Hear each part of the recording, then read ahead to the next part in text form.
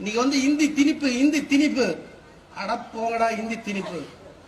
திமுக தலைவரை கேக்குறாங்க, இந்தினா இப்ப திணிப்புனா இப்ப வருது, மோடியா திணிச்சாரு, அமித்ஷாவா பிஜேபி இப்பவா? இப்ப இருக்குது இந்தி ஆல்ரெடி இருக்குது. திமுக தலைவரை கேக்குறாங்க. தயாநிதி மாறன் கட்சி உறுப்பினர் கிடையாது. ஏன்னா திமுக தலைவர் கலைஞர் பிரசன்ஸ் ஆஃப் மைண்ட், எதை கேட்டாலும் உடனே பதில் சொல்றாரு. அவரை கேட்கிறாங்க பத்திரிகையாளர். தயாநிதி மாறன் கட்சியுடைய உறுப்பினர் கிடையாது, கட்சி எந்த பதிவுல கிடையாது. அவர் எம்பி ஆயிட்டார், மினிஸ்டர் ஆயிட்டார். எப்படி ஆனார்னா அவர் இந்தி எழுதுவாரு படிப்பாருன்ட்டார் உடனே. ஏன்னா பிரசன்ஸ் ஆஃப் மைண்ட் உடனே சொல்லிட்டாரு. அப்ப தயாநிதி மாறன் படிக்கும் போது இந்தி இருக்குது தமிழ்நாட்டுல.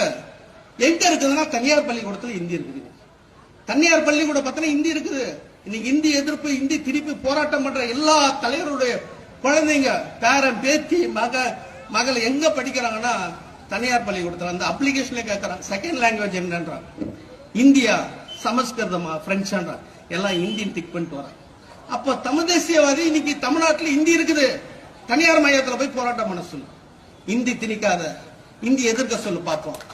பண்ண முடியாது. ஏன்னா தனியார் மையம் பள்ளிக்கூடவே எல்லாம் அவங்களுக்கு தான். இன்னைக்கு திமுக அரசு, அண்ணா திமுக அரசு தான் இன்னைக்கு பள்ளிக்கூடம், இந்த எஜுகேஷன் இன்ஸ்டியூட் அவங்க தான் வச்சுன்னு இருக்கிறாங்க. கல்வி கூடாரமே அவங்க கையில தான் இருக்குது. இன்னைக்கு அவங்கள தாண்டி யாருக்கிட்ட கிடையாது. அப்ப எங்க படிக்க கூடாதுன்னு பாத்தீங்கன்னா இந்தி திணிக்க எங்க கூடாதுன்னா அரசாங்க பள்ளிக்கூடங்கிறது பத்தியா.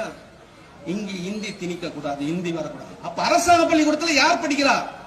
ஏழை குழந்தைங்க தான் படிக்கக்கூடாது. ஏழை குழந்தைங்க தான் அரசாங்க பள்ளிக்கூடத்துல படிக்குது.